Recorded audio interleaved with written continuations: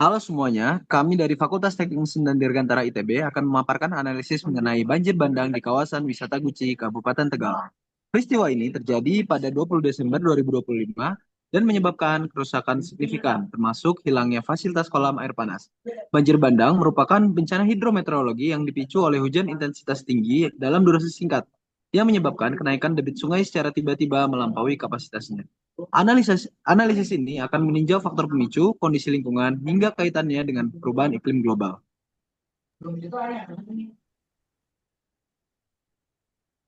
Selanjutnya,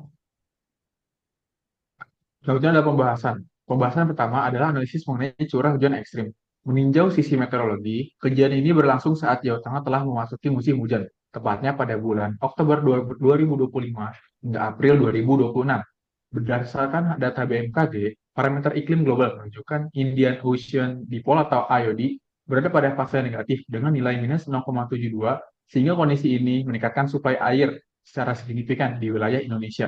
Di hulu daerah aliran Sungai Gung, curah hujan tercatat mencapai 75 mm per hari dengan dalam durasi singkat yang tergolong hujan lebat sehingga sangat lebat. Intensitas ini melampaui kapasitas infiltrasi tanah, sehingga air hujan langsung berubah menjadi lipasan permukaan yang sangat cepat. Baik, selanjutnya melihat kondisi fisik daerah aliran sungai dan karakteristik geologi. Secara fisiografis, Guci ini berada di hulu daerah aliran sungai Gung pada lereng utara Gunung Slamet dengan kemiringan lereng yang sangat curam. Morfologi ini menciptakan energi potensial gravitasi yang besar, mempercepat aliran permukaan menuju sungai.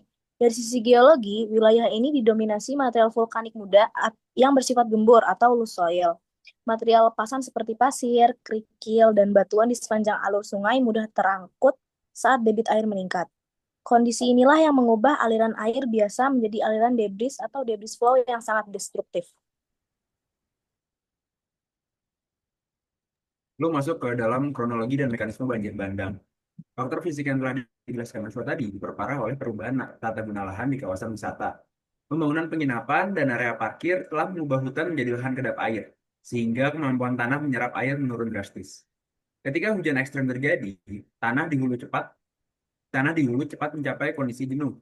Aliran debris yang membawa lumpur, batu, hingga batang kayu kemudian mengalami efek bottleneck karena geometri sungai yang sempit dan berkelok. Akibatnya, air meluap secara tiba-tiba dan menghantam infrastruktur di sepanjang bantaran sungai. Selanjutnya adalah hubungan curah hujan dan karakterisasi dari daerah aliran sungai atau DAS. Hubungan antara curah hujan ekstrim dan karakterisasi daerah aliran sungai merupakan faktor kunci yang menentukan besarnya risiko dan intensitas banjir bandang di kawasan wisata Guci. Dalam skala yang lebih luas, fenomena ini tidak lepas dari dampak perubahan iklim. Peningkatan suhu global atmosfer mampu menampung lebih banyak uap air yang berujung pada meningkatnya intensitas hujan ekstrim di wilayah tropis. Meskipun satu kejadian tidak bisa menjadi bukti tunggal, tren ini menunjukkan resiko bencana hidrometeorologi yang semakin kompleks di masa depan. Selanjutnya adalah penutup. Sebagai penutup, satu mitigasi tidak boleh hanya fokus pada tanggap darurat. Kita membutuhkan penataan ruang berbasis risiko dan pengelolaan daerah aliran sungai atau DAS yang berkelanjutan untuk melindungi kawasan wisata pegunungan kita. Sekian dari kelompok kami. Terima kasih.